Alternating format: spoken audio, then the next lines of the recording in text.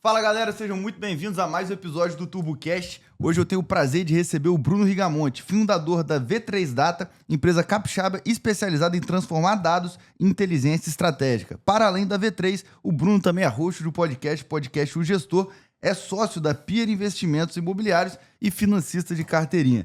Cara, prazerzão em ter essa conversa contigo e para começar o podcast não poderia ser diferente. Quem que é o Bruno Rigamonti no mercado em 30 segundos? Obviamente pode estender um pouco mais aí. Cara, obrigado demais aí pelo convite. Maneiro estar do outro lado da mesa aqui, depois de muito tempo aí fazendo podcast. Bruno Rigamonti é um cara curioso que aí, da sua apresentação aí, tem desde a parte de dados, finanças, investimentos, mas também um cara atleta, amador, pelo menos, e que está tentando aí gerar impacto no mercado a partir de soluções de gestão, conseguindo aí certamente gerar muito impacto no mercado capixaba, mas também a nível nacional. Incrível. Tem uma frase que eu gosto muito que é In God we trust, all other bring data. O que você tem a dizer sobre isso?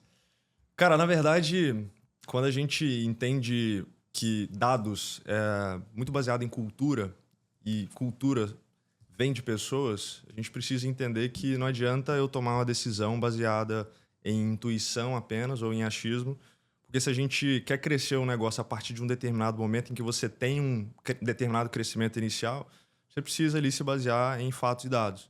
Então, ainda que haja um crescimento até um certo ponto do negócio baseado nessa intuição ou em insights ou na experiência dos sócios fundadores ou da primeira equipe ali de gestão, a partir de um determinado momento você começa a ter que ter clareza de fato ali de o que você precisa tirar de ruído, quais que são os melhores dados do seu negócio e, consequentemente, tomar decisões a partir disso. Então, você passa a confiar nos dados e nas pessoas que estão trazendo os bons dados ali para o seu negócio. E quem toma decisão não baseada em dados está agindo no achismo e no feeling. É por aí. Cara, na prática, sim. Só que tem um ponto, cara, que aí é um contrassenso, né? E aí eu trabalho com dados, forneço soluções baseadas em dados e a gente fala assim, mas eu vou deixar a minha intuição completamente de lado?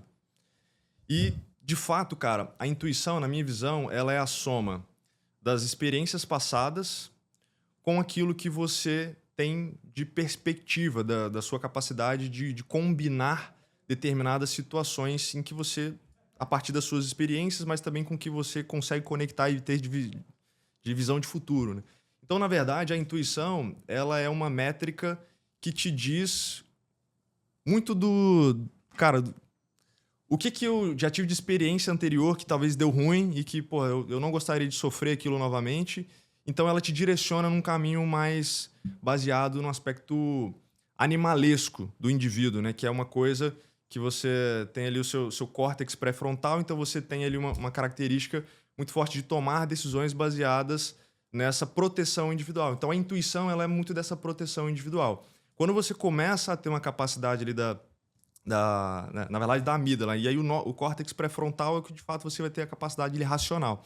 Então, o indivíduo, quando ele começa a ter a compreensão da sua própria natureza, de que ele tem uma perspectiva intuitiva, uma perspectiva racional, e ele começa a combinar essas duas coisas, ele começa a tomar boas decisões, porque nem tudo vai ser baseado em dados. A intuição ela vai trazer boa parte do sucesso do negócio e muitas vezes as melhores decisões são baseadas na intuição, porque você não vai ter agilidade ou confiabilidade nos dados que você tem disponíveis e muitas vezes você precisa tomar decisão rápida.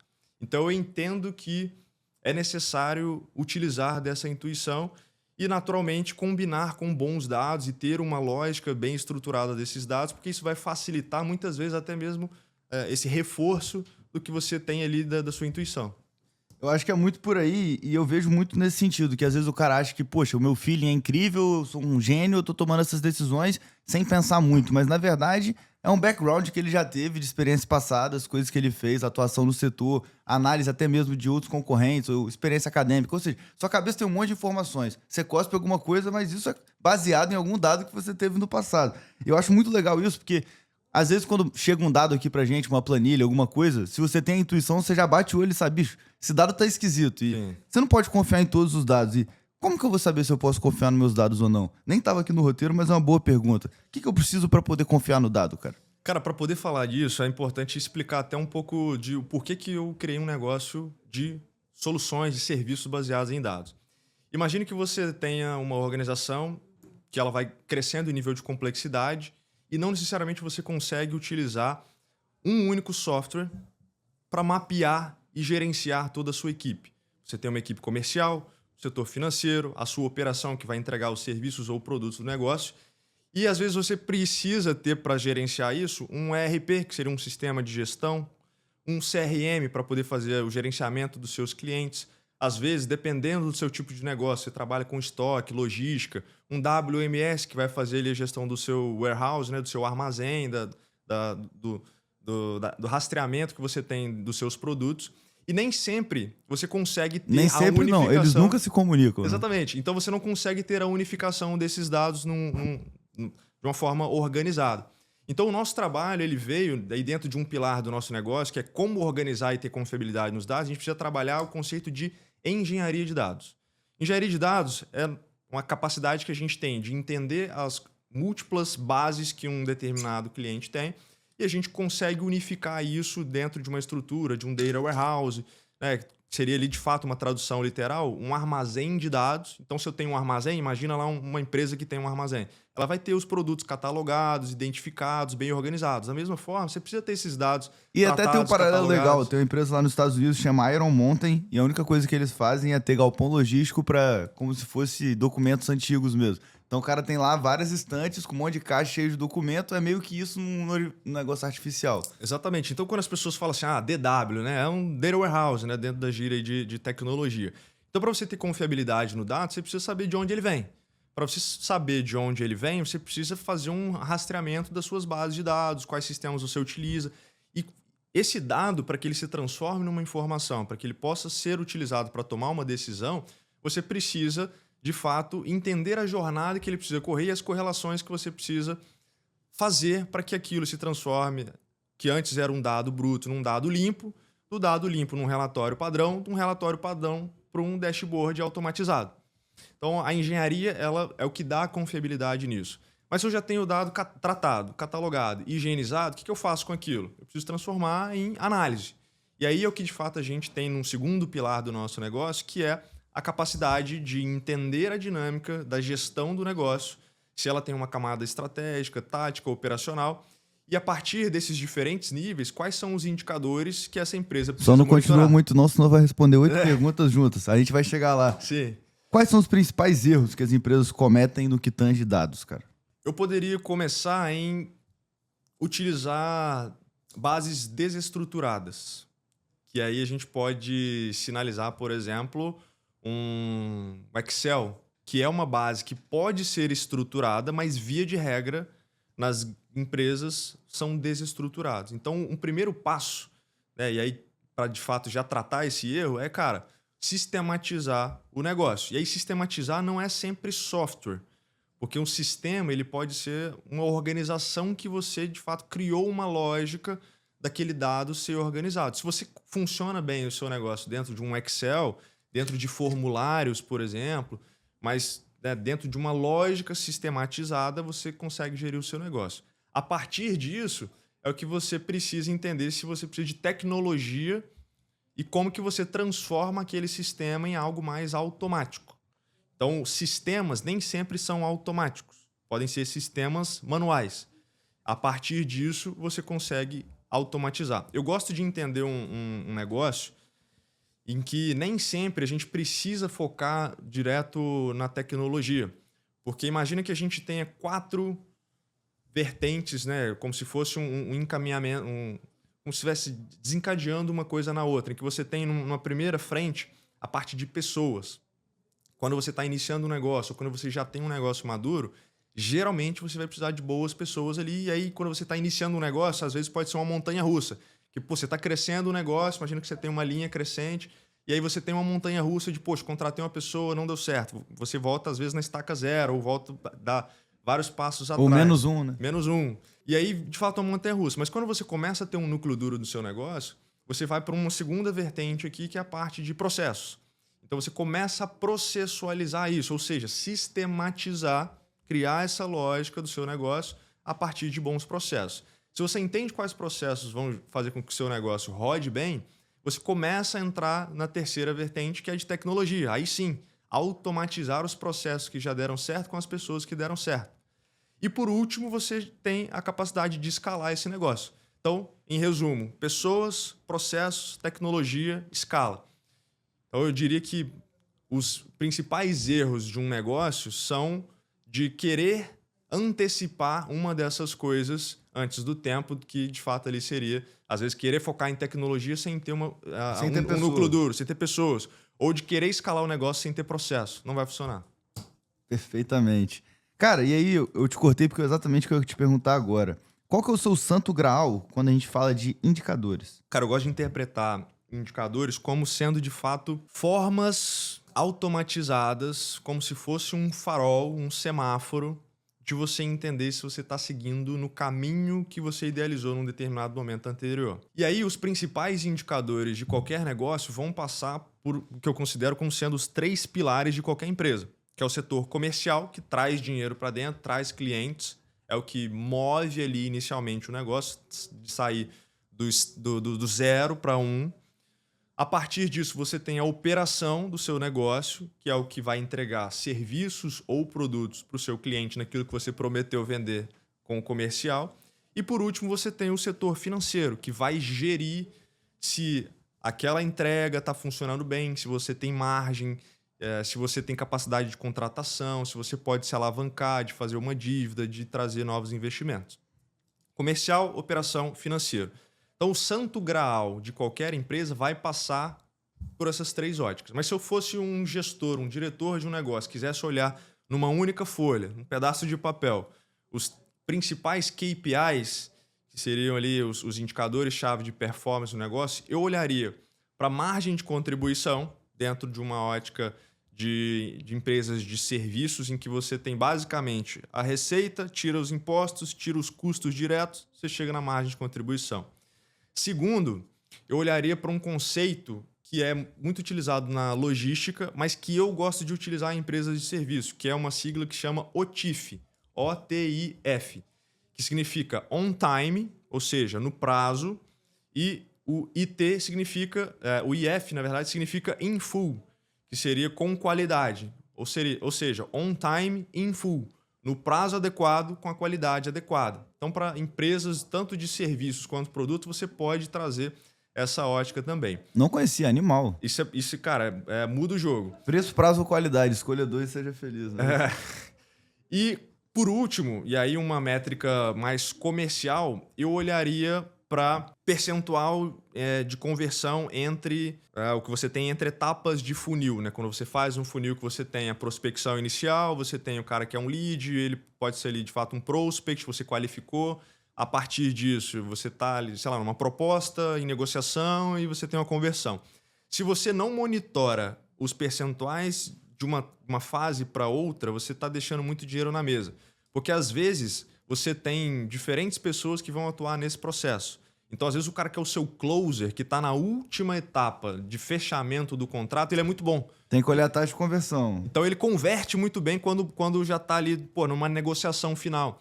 Mas será que na primeira etapa, lá no topo do seu funil, você está conseguindo converter o seu anúncio em oportunidades, em leads realmente? Então, às vezes tem muita oportunidade que você pode aprimorar ali. Então, resumindo, cara, eu olharia para financeiro, margem de contribuição, da operação, empresa, serviço, produto, OTIF, e para comercial, percentual de conversão entre etapas de funil. Cara, eu vi lá no seu Instagram que você colocou alta performance nos negócios, mas também na vida. O que você tem aí de ritual, hábito, hack, rotina, que te ajuda a performar melhor? Cara, eu comecei a pensar muito sobre hábitos e rotinas a partir do momento em que eu li um livro do Jordan Peterson, que chama 12 Regras para a Vida. E aí tem 2 capítulos que me marcaram bastante, que um deles ele fala: cuide de si mesmo como cuidaria de alguém sob sua responsabilidade. Muitas vezes a gente negligencia a nossa própria saúde e quando a gente tem um pai, um filho que está passando mal, precisa tomar um remédio, você vai dar o remédio no horário certo, do jeito certo. Quando é com a gente negligencia aquilo. Eu falei, cara, tá errado. Tava trabalhando, pra caralho. E aí, eu sempre fui ligado a esporte na minha vida inteira. E aí, logo depois da faculdade, comecei a trabalhar, sei lá, 16, 20 horas por dia.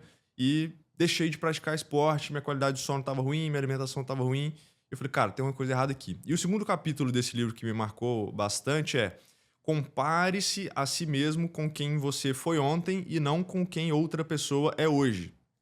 Ou seja, a gente precisa olhar para nós mesmos como uma evolução individual, porque cada um tem a sua história, sua trajetória, seus hábitos, sua forma de lidar com a vida, sua genética. E a partir disso eu comecei a ter um start e voltei a praticar esporte. Então, hoje, pratico triatlon, e o triatlon para mim é uma forma de fato, retirar toda a carga de estresse do trabalho, das relações, da vida, da forma que a gente pode enxergar a vida, porque é um esporte que, apesar de muitas vezes você praticar de forma coletiva, é um esporte individual. E você é um esporte individual e de endurance, né? De resistência, de muito tempo. Então, é um desafio pessoal de você, a cada treino, conseguir ser melhor do que você mesmo, do que em relação ao que você foi ontem. E também uma forma, você não consegue performar no triatlon se você não cuidar da sua alimentação, do seu sono. Então eu comecei a condicionar esse gatilho do esporte como uma forma de ter todos os outros hábitos reaprimorados. Então eu busco, cara, dormir dentro de um horário adequado, me desligar de certa forma de determinadas coisas, me alimentar de uma forma mais interessante, olhando para macronutrientes e micronutrientes, entendendo, cara, buscando entender ali no detalhe mesmo, de forma curiosa. Quando você falou quem é Bruno Rigamonti em 30 segundos, eu falei, cara, eu sou curioso. Então, de entender, cara, função de proteína, do carboidrato na vida de um atleta. Às vezes você olha assim, quero emagrecer, vou reduzir o meu carboidrato. Eu não, cara, eu preciso comer carboidrato pra caramba, porque é a minha fonte primária de energia. Então, eu comecei a estudar sobre nutrição, sobre fisiologia, sobre hábitos, sobre forma de conseguir performar no esporte. E a partir do momento em que você começa a ter mais saúde, mais clareza de como ser mais saudável, naturalmente isso vai impactar em todas as outras questões da sua vida. Um outro framework que eu achei bastante interessante, que eu tive contato nos últimos anos, é a lógica de você priorizar saúde, família e trabalho, nessa ordem. Então, primeiro comecei a cuidar da minha saúde com o esporte, sono, alimentação, e aí não estou dizendo que eu sou perfeito nisso, tá? Mas sempre em busca de me aprimorar em relação a isso. Entendi a importância da família e das relações para que você possa ter mais senso de propósito, mais estabilidade emocional, segurança e, de fato, satisfação, felicidade. E o trabalho como sendo uma forma de gerar o meu impacto no mundo, de conseguir traduzir aquilo que eu gostaria, de fato, de criar e entender os meus negócios como uma plataforma de construir o impacto que eu realmente quero gerar para o mundo. E volta no propósito. Então, aí volta para o propósito. Então, é um ciclo que, cara, de fato se retroalimenta. Então, eu gosto muito de olhar para essa ótica. Se você segue isso, cara, nesse caminho, eu entendo que é um ciclo virtuoso. Então, não tem assim uma bala de prata de uma rotina, um hábito, mas cara, ao invés de você focar em objetivos, né, eu deixei de focar em objetivos, cara. Quero correr um pace de 4 minutos por quilômetro. Quero ficar rico. Quero ficar rico. Eu comecei a focar em hábitos. Então, se eu consigo me orientar para esses hábitos, como se fosse, imagina que você tem uma corrente, que você tem elos. E cada dia da semana é como se fosse um novo elo que você vai adicionando nessa corrente. E a partir do momento que você consegue construindo esses hábitos e vai adicionando esses elos na corrente desses hábitos, naturalmente você vai atingir objetivos de ficar rico, de melhorar seu ritmo de corrida, de, sei lá, vou fazer o Ironman 70.3, que é o meio Ironman, em outubro agora. Então, é um objetivo, mas eu sei que eu preciso treinar todos os dias. Então, cara, eu não tô focando em fazer o Ironman, tô focando em melhorar a minha performance esportiva. E aí, a partir disso, cara... consequência. Consequência. Porrada. Qual foi o conselho mais valioso que você já recebeu de um mentor? Cara, uma coisa que mudou muito a minha trajetória, e aí foi no meu primeiro ano de trabalho e, ocasionalmente, foi nesse escritório que a gente está gravando aqui hoje. E foi do Luiz Galveias, da Galvan. Ele falou que é mais fácil frear alguém que está acelerado do que empurrar um burro empacado. E aí, cara, isso pra mim mais fácil segurar um louco do que empurrar um burro. Exatamente. Tem várias formas de dizer a mesma coisa. Mas por que isso pra mim foi muito importante? Eu sempre fui um cara muito acelerado, de querer crescer, de buscar aprimoramento, de me desenvolver pessoalmente. E nem sempre as pessoas têm essa mesma perspectiva. E o importante é que você se associe a pessoas que estão alinhadas, estão girando na mesma energia, na mesma vibe que você. Do contrário, e aí até vi um post que vocês colocaram lá dos sócios da Turbo, né? De terem sócios que te geram essa inquietude, né? E um dos valores, por exemplo, da V3 é a inquietude. De não se conformar. A gente tem aqui inconformismo. Exatamente. Então, quando a gente coloca essa lógica de empurrar, é melhor segurar um louco do que empurrar um burro empacado, é muito nessa ótica, né, cara? De você estar do lado das pessoas certas, que estão em busca de objetivos mais altos e que olham para essas coisas com naturalidade. E aí isso está muito ligado à ambiência, né?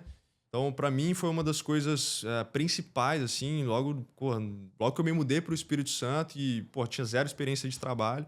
E para mim fez muito sentido, né? E aí a gente pode olhar isso muito quando a gente pega o livro Sonho Grande, da 3G. Do 3G Capital. Eles falam muito lá que a lógica de contratação deles era utilizando um conceito que era PSD, né? Poor, Smart and Deep Desire to Get Rich. Seria pobre, inteligente ou esperto e um desejo grande de ficar rico. Não porque a pessoa quer ficar rica por ser rica, mas porque, cara, ela tem fome de crescimento. E aí muito disso pautou os valores, a cultura, o crescimento do negócio, né, do 3G Capital como um todo, a forma como eles foram adquirindo vários outros negócios, expandiram a nível mundial, um dos players mais relevantes a nível mundial, mas por conta dessa cultura, por conta desse inconformismo das pessoas que eles buscam e por conta dessa lógica do que um mentor me falou, de que é melhor estar próximo de um louco ali, eventualmente ter que freá-lo do que ter que empurrar alguém que está empacado. Perfeitamente. E aí, você falou de cultura de 3G e a pergunta é totalmente nesse sentido. Com base em que você constrói a cultura da V3? Você começou a falar de valores, então eu acho que é uma coisa importante ali para vocês. Como é que você constrói a cultura da V3? Cara, eu entendo que cultura, ela se baseia em 2 pilares principais. A primeira delas é exemplo. Você só consegue construir uma visão de liderança sobre você se você for exemplo. Não adianta nada você falar algo e não praticar algo. Tem que ser o walk the talk. Então, naturalmente, isso é o que faz com que a cultura ela não seja baseado, vamos dizer assim, você estivesse construindo uma casa na areia, mas sim, de fato, construindo em cima de uma rocha. E o segundo aspecto de você conseguir construir uma boa cultura é você ter rotinas que reforcem essa cultura. Então, na V3, por exemplo, a gente tem 2 momentos principais que eu considero que a gente reforça essa cultura. O primeiro delas é um All Hands, que a gente chama, né, que é uma reunião mensal em que a gente faz a atualização de todos os objetivos estratégicos, como é que tá o comercial, como é que tá o financeiro. A gente abre os números para todo mundo, cara, sem nenhum problema. A gente fala sobre a nossa operação. É um momento também de discussão, de colaboração, em que, cara, desde o estagiário ao diretor, todo mundo tem a possibilidade de opinar, de falar ali dentro de uma cultura muito aberta em relação à capacidade de ter boas ideias ali, independentemente de quem seja. E, cara, semanalmente a gente tem uma ótica de reforçar a cultura de performance, que são as sprints que a gente valida ali um pouco da interface dos projetos, né, de cronogramas, de prioridades de execução, de recursos disponíveis, se a gente tem capacidade de executar, se precisa contratar, enfim. Então a gente analisa muito os projetos e como que a gente está estruturado e a confiança que a gente tem em relação a isso. Porque um dos valores que a gente coloca lá, por exemplo, é que a gente, cara, joga a Champions League. Quais são os valores da V3? Cara, a gente pode olhar muitos valores, a gente olha assim, liberdade com responsabilidade é um dos valores, e aí a gente quis juntar as duas coisas porque não adianta nada você dar liberdade para as pessoas se elas não são responsáveis. Hoje a gente trabalha, por exemplo, num modelo híbrido, né? Então, parcialmente no escritório, parcialmente remoto, se a pessoa assim preferir. Tem pessoas que são de fora do Espírito Santo. Então, liberdade com responsabilidade. A gente tem uma outra questão que eu falei sobre inquietude, e aí, de fato, é não se conformar com o que você é hoje ou o que você gostaria de ser. A gente trabalha muito uma ótica de jogar a Série A, jogar Champions League, de ter os mais altos padrões, de fato, que é o valor que a gente tem. E aí, a forma como a gente coloca também os nossos valores é muito baseada em comportamentos. Então, a gente coloca como nos comportamos em relação àqueles valores e como não nos comportamos em relação àquele valor, para que fique claro, velho. Bicho, se você se comportar dessa forma que você não está aderente à nossa cultura, você, cara, pode ser que você tenha a adesão. A promoção ao mercado de trabalho. Exatamente. Pode ser que você tenha, seja muito bem sucedido em outro lugar, mas aqui não vai dar certo. Então, cara, é muito baseado nisso, em buscar alta performance, em ser muito autodidata também, cara, e em entender que é possível, com as ferramentas que nós temos disponíveis, em ter esse crescimento e de trabalhar realmente essa liberdade com responsabilidade. Essa boa. Cara, o que forma ou o que define uma boa liderança para você? Um bom líder, e aí eu gosto muito de falar sobre Falcone, né? E aí ele diz que, cara, o papel do líder é bater metas com o time fazendo certo. Então, bater metas, o ato de bater metas tem uma questão inerente que é criar metas.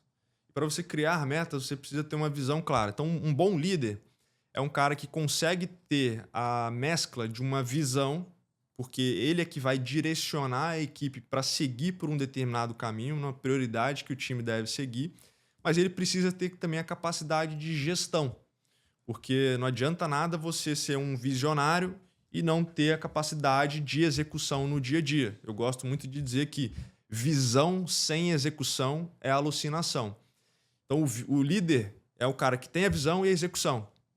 E aí, certamente, se ele é um exemplo em relação a esses aspectos, o time vai embarcar na ideia dele e vai também executar e entregar as metas, fazendo as coisas de forma ética, né? Fazendo as coisas de forma correta. Quais tecnologias emergentes você acredita que tem um maior impacto no setor de inteligência de dados? Tem muita coisa nova surgindo aí, então Sim. o que você tem a dizer sobre isso? Cara, é engraçado que a gente estava conversando com um cliente nosso e ele falando, cara, banco de dados é uma coisa da década de 80 e a gente fica falando em como integrar banco de dados até hoje. Mas eu entendo que esse tipo de tecnologia, até hoje, né, de você ter dados estruturados em formas de tabelas, né, a própria forma como o Excel foi concebido, né, o cara que foi um dos criadores ali do Excel, ele falou, cara, por que se eu tiver uma célula que eu puder mudar dinamicamente uma determinada célula, isso vai me ajudar muito na hora de fazer isso. Então, eu entendo que essa tecnologia de você ter dados estruturados fez com que a gente conseguisse olhar para dados e correlacioná-los de diferentes formas. Então, imagina que eu tenho um banco de dados que eu tenho inúmeras tabelas. Então, todo o sistema hoje ele é feito de inúmeras tabelas. Essas tabelas, você tem um conceito que é chamado de tabelas dimensão, que são tabelas ali de registros de categorias de dados, e você tem outras tabelas que são de fato, né? Que são os lançamentos ali, que são as coisas que vão de fato acontecendo, são factuais. Então, isso é o que possibilitou que a gente pudesse criar toda uma estrutura de dados ao longo do tempo. Só que mais recentemente, com os conceitos de LLM, né, de Large Language Models, a gente começou a conseguir também a trabalhar com dados não estruturados. E aí essa possibilidade dos dados não estruturados se correlacionarem com dados estruturados fez com que a gente pudesse interagir com a tecnologia a partir de linguagem natural. Então hoje, o que essas novas tecnologias nos permitiram foi de aproximar para o leigo conseguir ter formas mais intuitivas e inteligentes de lidar com dados, sem que ele seja um cara especialista ali em ficar fazendo engenharia de dados, de lidar com banco de dados, etc. Então, cara, para mim eu separo em dois grandes momentos da nossa sociedade, que é, cara, a capacidade de ter os dados bem estruturados de forma tabelar e a capacidade de interpretar dados não estruturados a partir de linguagem natural e como correlacionar tudo isso para gerar bons insights. E é bacana, porque eu, por exemplo, faço isso direto. Mesmo que às vezes de forma despretensiosa, eu pego 3, 4 tabelas de Excel, um documento que eu tenho, jogo tudo no GPT e em cima daquilo eu vou construindo uma tabela que vai me servir para alguma coisa. E é impressionante como ele, poxa, o GPT comum tem uma capacidade de organizar um monte de coisa que talvez você demoraria anos para fazer, meses para fazer. Então, eu acho que é um aliado, né? Às vezes o cara que tem dados não estruturados no Excel, que é possível, se não tiver hierarquia, etc, etc, joga no GPT e manda tratar, não é isso? Cara, na verdade, assim, se a gente for olhar o GPT, é o que ficou mais famoso, né? Mas hoje a gente tem ferramentas que conseguem extrair o máximo dessa forma de trabalhar de um modelo mais lógico, né? E aí, dentro do próprio GPT, você tem lá pequenas versões, né? Você tem o 4O, você tem o O1, enfim, você tem N versões que elas têm a capacidade de trabalhar melhor para determinados tipos de tarefas. Então, o cara que é usuário leigo, assim, para ele, pô, o 4O lá vai funcionar bem e tá tudo certo. Mas para coisas mais lógicas, a gente tem até acho que é Codex, sei lá, alguma coisa que o GPT lançou, que para programação, para tarefas mais de lógica, você consegue, cara, ter melhores resultados a partir disso. Então, eu começo a entender que o profissional da atualidade, não é nem mais do futuro, que quer lidar com dados e muitas vezes ele não é especialista, ele precisa ficar pelo menos especialista em como ter uma curadoria das melhores ferramentas, porque naturalmente esse cara vai conseguir extrair o melhor delas e vai estar à frente aí de muitas pessoas, né, profissionais no mercado, mas também de muitos negócios. E o que você, Bruno, e vocês V3 têm usado de IA no dia a dia? Fora isso de estruturar banco de dados. Cara, a gente começou a olhar IA não apenas como um aspecto de produtividade interna, mas também como produto. E aí, a gente, ao longo da nossa trajetória, né, a gente hoje tem 3 pilares da área de serviços, né, da nossa unidade de negócios de serviços customizados, que a gente tem a parte de engenharia de dados, que eu comentei, a parte de análise e gestão, que a gente constrói ali os indicadores, os relatórios, e tem um terceiro pilar, que é a parte de governança de dados, em que conforme a empresa vai crescendo, você precisa ter o controle de acesso, quem acessa que tipo de relatório, segurança e tudo mais. Só que a gente foi entendendo que era possível criar uma segunda unidade de negócio. E aí a gente lançou um produto no mercado que é chamado de V3 Board, que é um software, no modelo de software as a service, né, como uma assinatura de fato, em que a gente consegue centralizar todos os dados dos nossos clientes com conectores já automáticos de ferramentas, de softwares já mapeados, desses bancos de dados por API de outros sistemas.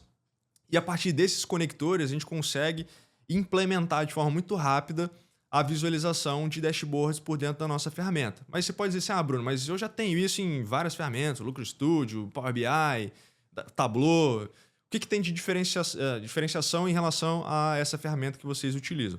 A gente conseguiu fazer uma integração com a inteligência artificial para que o usuário, que se ele já tem um dashboard, mas que muitas vezes, cara, imagina que eu entrego um dashboard aqui na sua mão. Se você não for um usuário que tem uma maturidade analítica alta, muitas vezes você não vai conseguir tomar uma boa decisão baseada naqueles dados. Mesmo que, cara, seja muito intuitivo, que a usabilidade esteja no topo, nem sempre você vai conseguir tomar melhores decisões baseadas nos dados. Então, a gente criou uma inteligência conectada com um modelo de Large Language Model e, a partir dessa inteligência, ela consegue ler os dados personalizados dos nossos clientes, o usuário consegue interagir em linguagem natural, conversar com aquela inteligência.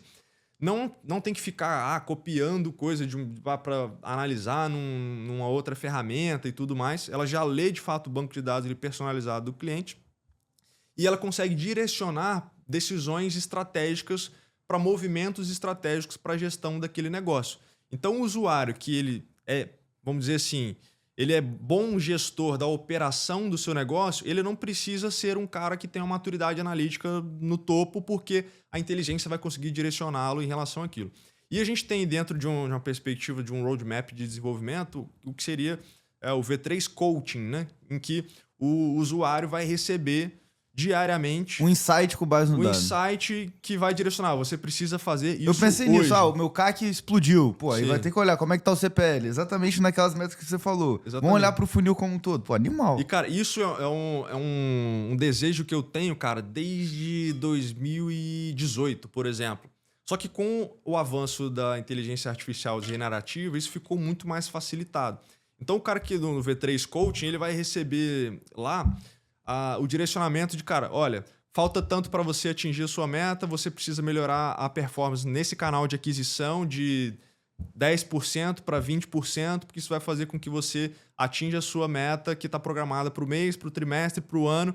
Então, o gestor ele não vai estar ali apenas utilizando a ferramenta para analisar dados, ele já vai ser direcionado em relação ao que ele precisa fazer para atingir os objetivos estratégicos dele. Mas perceba que eu falei que um líder ele precisa ter a visão, ele precisa saber onde ele quer chegar. A gente pode fazer um paralelo aqui com a história da Alice no País das Maravilhas, né? Não sabe para onde ir. Em que o coelho pergunta para Alice, mas para onde você quer ir? Ela falou, não sei. Ela falou, olha, se você não sabe para onde você quer chegar, qualquer caminho serve.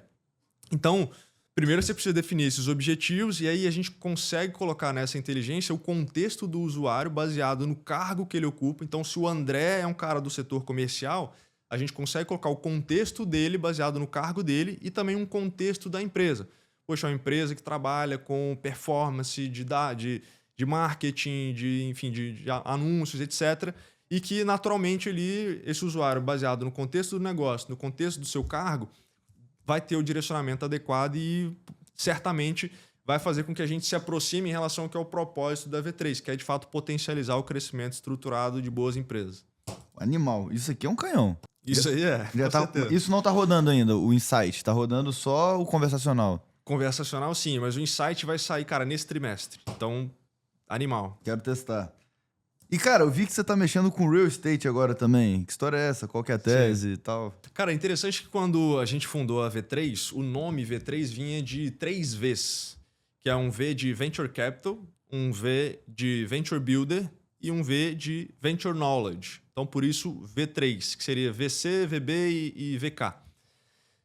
E aí, a partir disso, né, a V3, a gente começou a dar direcionamentos em relação a criar unidades de negócio relacionada à parte de educação, de knowledge, a parte de venture capital, de investimento em startup, intermediação de investimento em startup, e venture builder para, de fato, atuar potencializando negócios meio que de dentro, né? Colocando uma equipe ali ou...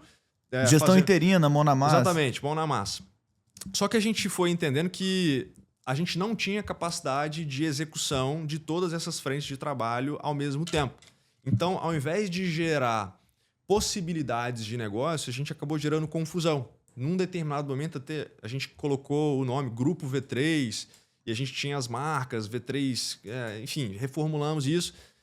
Só que, cara, tava gerando muita confusão. E aí, num determinado momento, eu criei um plano que eu denominei como sendo Plano Apple, que é semelhantemente ao que o Steve Jobs fez quando ele retornou para a Apple em 1997, que ele viu que tinha uma grande quantidade de produtos, uma confusão enorme, falta de clareza, de visão do negócio. Ele falou, a gente vai ter 2 linhas de produtos, uma linha profissional, uma linha pessoal, poucos produtos, os melhores produtos do mundo. Então foi nesse momento que a gente reformulou a marca, entendeu que a nossa visão, identidade, a nossa forma de atuação dentro da empresa, o que a gente mais gostava de fazer e mais sabia fazer era lidar com dados, inteligência de dados, e a gente reformulou a marca, e aí sim V3 Data.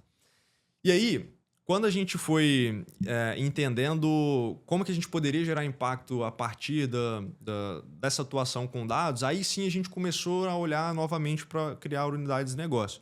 Então a gente criou essa segunda unidade de negócio de software, que é a unidade de produto, em que esse roadmap que a gente já tem, ele é muito focado em ter um produto escalável, construção de equity, e aí muito olhando para o nosso negócio, o que a gente gostaria de fato de construir, já que serviços bate num teto, né? Você pode colocar automações, ou enfim, mas bate no teto. É marretada crescer, não tem jeito. Bate no teto que você precisa de pessoas, boas pessoas, e enfim, bons profissionais. Pessoas, processos, tecnologia, cara, volta para a pessoa.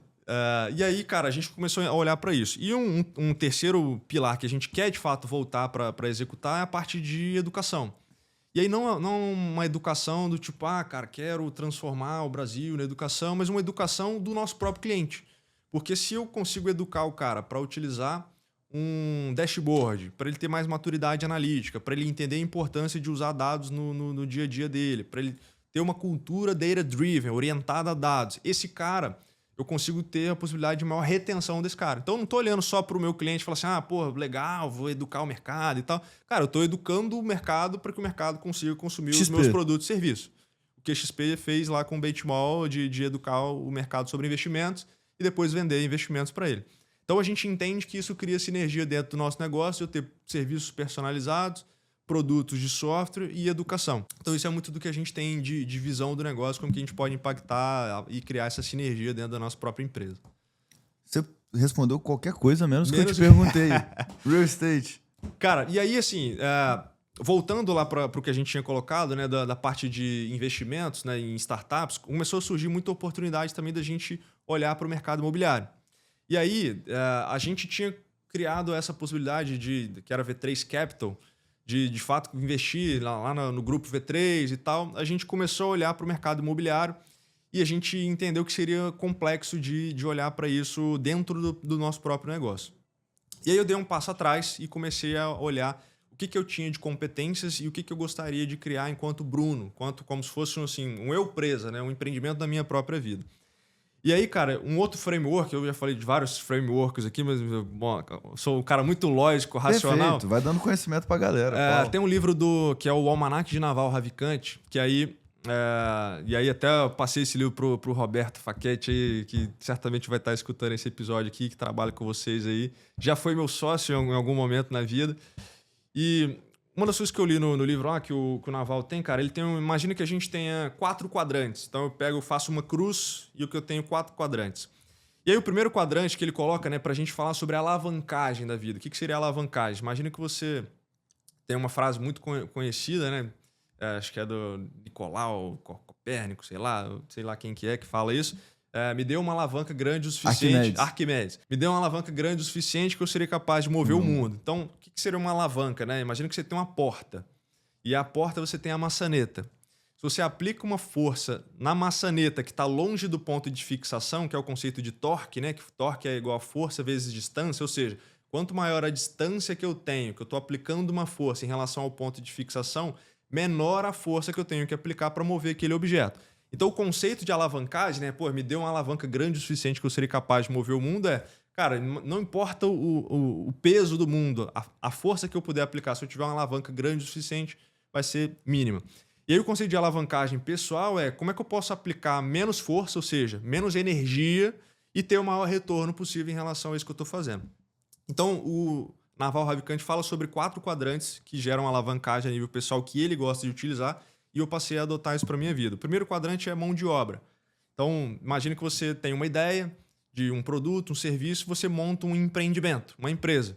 Você traz outras pessoas que acreditam na sua visão, na capacidade de execução enquanto líder e aí você consegue, a partir dessas pessoas, gerar alavancagem. Ou seja, você consegue gerar mais resultado com aquelas pessoas em prol de um objetivo em comum do que você teria capacidade de fazer sozinho. Então, esse é o primeiro quadrante de alavancagem. O segundo quadrante de alavancagem é financeiro. Essa está funcionando? Deixa ele falar. O segundo grau de alavancagem que a gente tem é financeiro. Então, com dinheiro, eu consigo fazer mais dinheiro. Então, eu comecei a olhar, cara, o que eu tenho de conhecimento que pode ser aplicado na ótica financeira? Não tenho dinheiro ainda para poder alocar numa renda fixa ou para fazer um investimento, mas como é que eu posso trabalhar a ótica financeira? E aí eu comecei a olhar para o mercado imobiliário como sendo uma capacidade de fazer intermediações de investimento. Então eu tinha conhecimento lá, então a gente fez várias intermediações pela V3 de investimentos em startups, né? Imagina ali que em 2020, juros Selic a 2% ao ano. Então, tinha o conceito de TINA, né? There is no alternative. Então, o pessoal estava querendo colocar dinheiro em tudo menos renda fixa. Então, tem uma empresa aqui, vamos investir nessa empresa. 14 vezes receita. E aí, cara, e aí eu adquiri um conhecimento sobre modelagem econômico-financeira, sobre como analisar um bom negócio, sobre o que o investidor quer olhar ali para ter retorno sobre investimento, custo de oportunidade. E falei, cara, vou começar a olhar para o setor imobiliário. E aí, um dos institutos que eu participo, que é o Instituto Líderes do Amanhã, conhecendo muita gente. Cara, e aí, num determinado momento, eu comecei um dos institutos que eu participo, que é o Instituto Líderes do Amanhã, me aproximar de algumas pessoas que já estavam no mercado imobiliário. Eu falei, cara, acho que faz sentido estar dentro de uma tese aqui que eu acredito e comecei a me envolver em relação a esse mercado de investimentos. Foi quando a gente fundou ali a PIR Investimentos Imobiliários e começou a trabalhar inicialmente no mercado focado em investimentos para residências de alto padrão, mas hoje a gente já está trabalhando dentro de um modelo comercial também, fazendo build to suit, né, que seria ele pegar, sei lá, uma clínica, um hospital, uma laje comercial, um prédio, em que você tem os investidores iniciais, esses investidores têm uma expectativa de retorno sobre aquele investimento, ou olhar aquele empreendimento como sendo uma renda fixa, né, que ele vai receber o aluguel daquilo quando ficar pronto, e você tem do outro lado um empreendedor ou uma empresa que quer ocupar aquele espaço, mas que não tem todo o recurso necessário para colocar aquilo de pé no padrão que ele gostaria.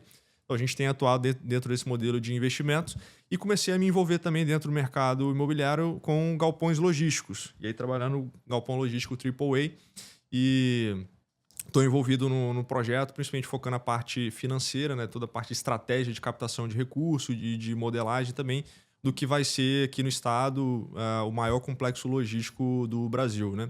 Private Log. Private Log. E aí, Então, essa parte de alavancagem via financeira é o que eu entendi, cara. O conhecimento que eu tenho financeiro e de investimentos, como é que eu posso utilizar isso para alavancar aqui o meu patrimônio, conectando bons negócios com bons investidores.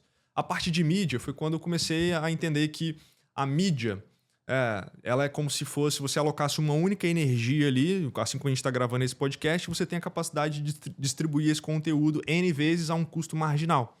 Então, isso também é uma forma de alavancagem, porque você aloca uma única energia e tem a distribuição ali ao longo do tempo. E mídia pode ser um post de um blog, um livro que você escreve, um vídeo que você grava.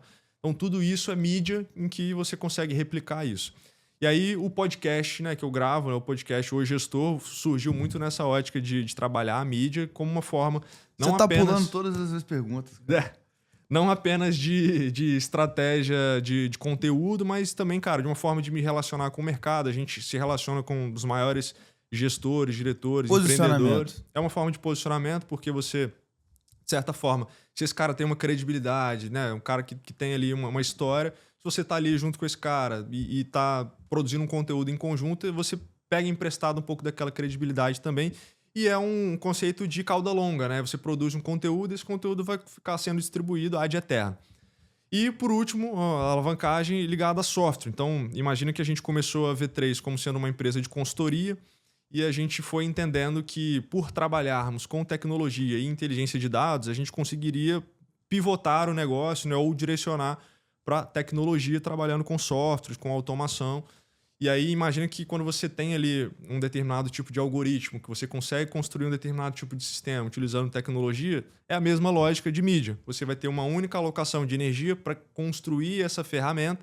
Os seus clientes vão ficar utilizando aquilo ad eterno. E o custo marginal do cliente é quase zero.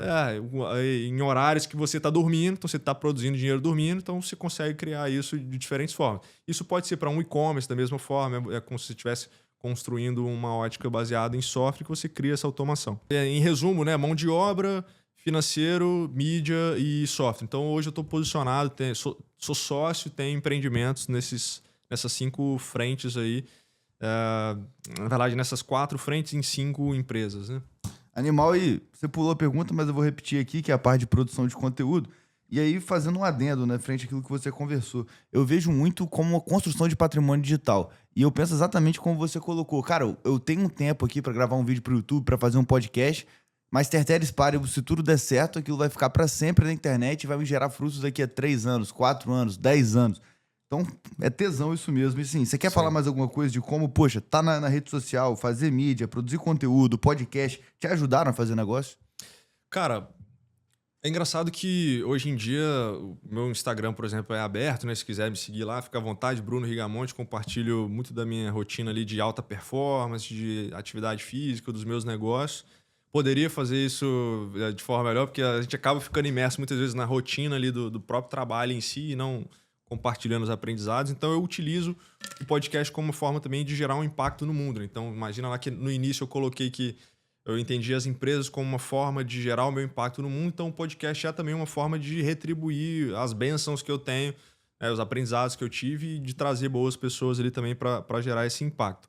Mas eu entendo, cara, que eu consegui gerar muitos negócios a partir exatamente dessa construção de autoridade, de credibilidade.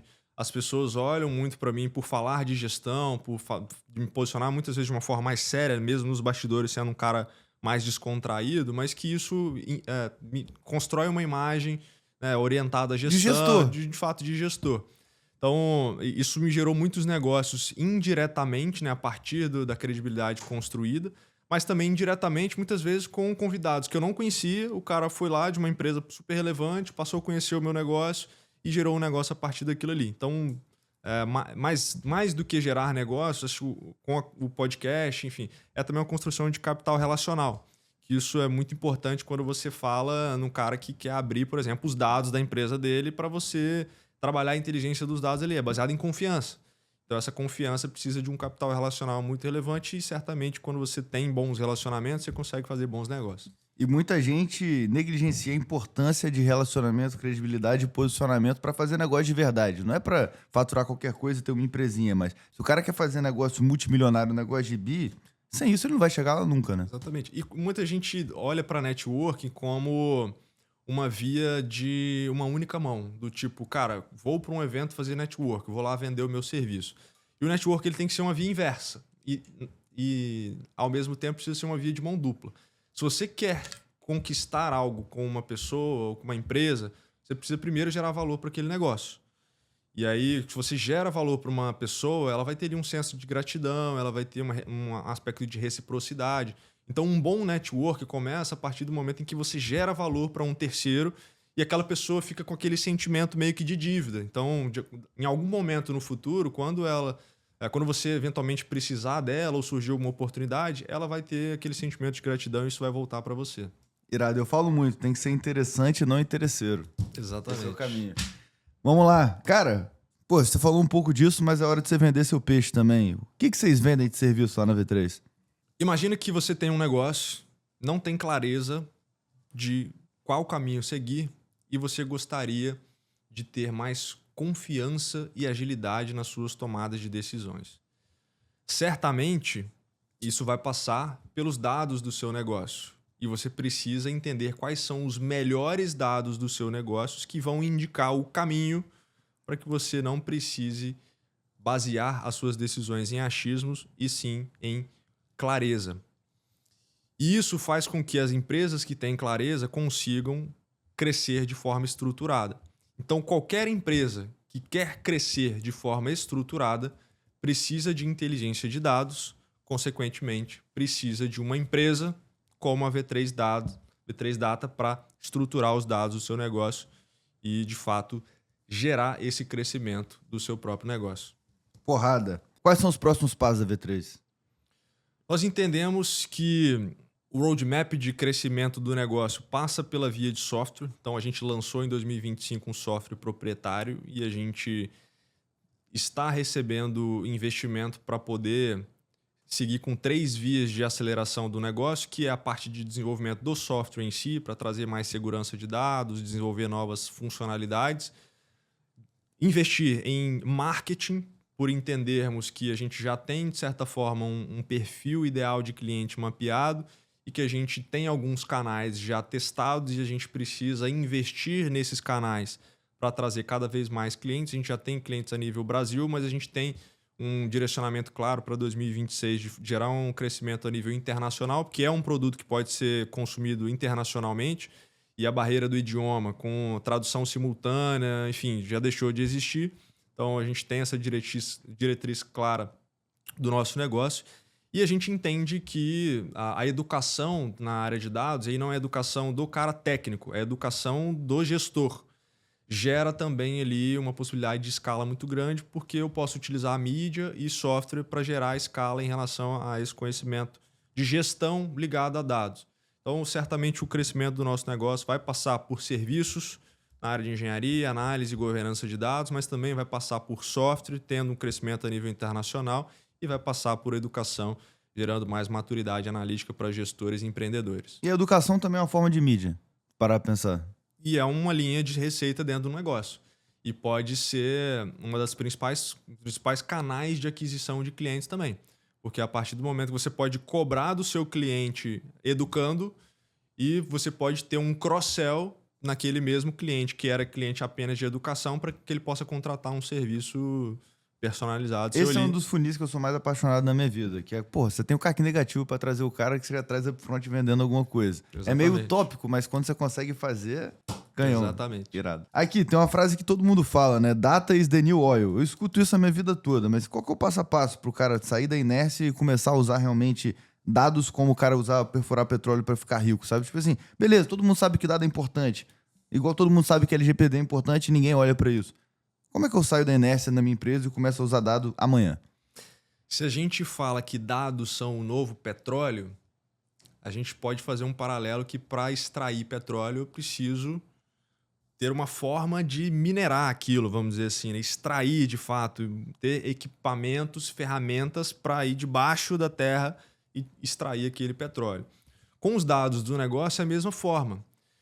Primeiro, você precisa gerar esses dados. Você precisa, cara, fazer o básico. Preencher esses dados dentro de sistemas. Se você não tem dados bem preenchidos, você não consegue fazer boas análises desses dados. Então, para que ele possa ser utilizado ali, ele precisa existir. petróleo, em tese, já existe porque os dinossauros, sei lá, tudo fez com que houvesse ali a formação do petróleo, né, em camadas abaixo do solo. Com os dados, você precisa primeiro gerar esses dados, bruto, na sua forma bruta. E aí, sem pensar em análise, sem pensar em, vou criar aqui um dashboard automático, não. Precisa de ter alguém ali todos os dias preenchendo os dados nos campos que precisam ser preenchidos ali todos os dias. Isso precisa ser rotina, precisa ser disciplina. A partir do momento que você tem essa camada bruta dos dados, aí sim você começa a pensar em objetivos do seu negócio. Onde eu quero chegar? O que eu quero fazer? Quais metas eu quero atingir? Você tendo clareza desses objetivos, tendo clareza dessas metas, você precisa construir esses indicadores que vão indicar se você está chegando mais próximo ou não das suas metas, mais próximo ou não dos seus objetivos. E aí, certamente, você tem vários métodos para fazer isso. Tanto para construção de objetivos, que você pode ter o método de OKRs, você pode ter o BSC, enfim, vários métodos da administração tradicional para você criar esses objetivos. E você precisa entender como criar esses indicadores. Fazer uma ficha mesmo. Esse indicador aqui é calculado somando tal campo com tal campo, ou fazendo uma multiplicação de um item com o outro. E aí você começa a criar esses indicadores. Tendo esses indicadores, você vai ter relatórios padronizados, porque os seus indicadores vão ser padronizados. E aí você usa a tecnologia, em última instância, para automatizar a extração desses indicadores. Então, a gente está falando aqui do petróleo, né? Então, eu vou ter um equipamento automatizado que vai extrair esse petróleo, ou seja, vai extrair esse dado, vai refinar esse dado, como eu faço um refinamento do petróleo, e eu vou poder utilizar ali na bomba, né? Colocar no carro, colocar na minha empresa, acionar o turbo ali na minha empresa, pisar no acelerador, porque eu tenho combustível, eu tenho substância, materialidade dos dados para poder tomar decisões orientadas a esses dados. Não, porrada e, cada pergunta aqui é um playbook realmente com passo a passo. Você que tá em casa, espero que tenha conseguido aprender alguma coisa. Se não aprendeu, me desculpa, a culpa não é dele, a culpa é sua, beleza? Então vamos lá agora para as perguntas finais, que na minha humilde opinião é a melhor parte do podcast. Você que gosta desse conteúdo, tá curtindo, não deixe de se inscrever, deixa um like e deixa nos comentários aqui a próxima pessoa que você gostaria de ver no TurboCast. Agora vamos para as perguntas finais para encerrar esse podcast com chave de ouro. Acho que deu mais tempo que o habitual, mas deixa o cara falar que é muito conteúdo aí para vocês aprenderem. Brunão, quando eu falo sucesso, qual que é a primeira pessoa que vem na sua cabeça? Cara, sucesso. Eu gosto muito de um cara aqui do estado, que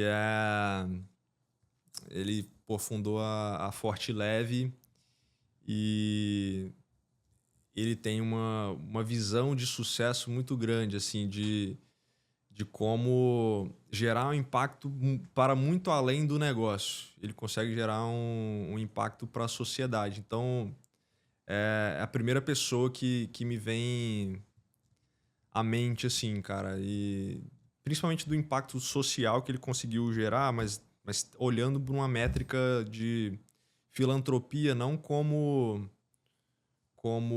doação, como caridade, mas como métrica também. E um cara que eu olho de forma assim, a nível mundial, cara, para mim é Bill Gates, assim. Que é Francisco Torres. Francisco Torres.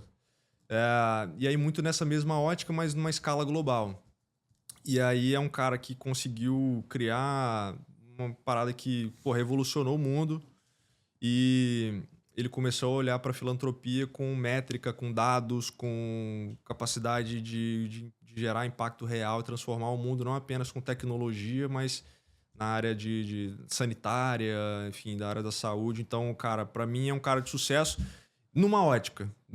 Aí a gente pode olhar assim, mas o cara é um cara de sucesso em todas as áreas da vida? Não necessariamente. O cara não é atleta, não é...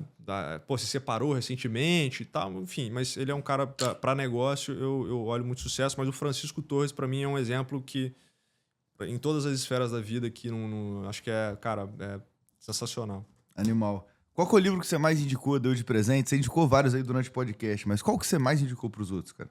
Cara, eu tenho... É engraçado que o pessoal da V3, num determinado momento, fez um bonequinho meu, assim, em pequena escala, e com um livro na mão, assim, ficou parecendo um pastor, né?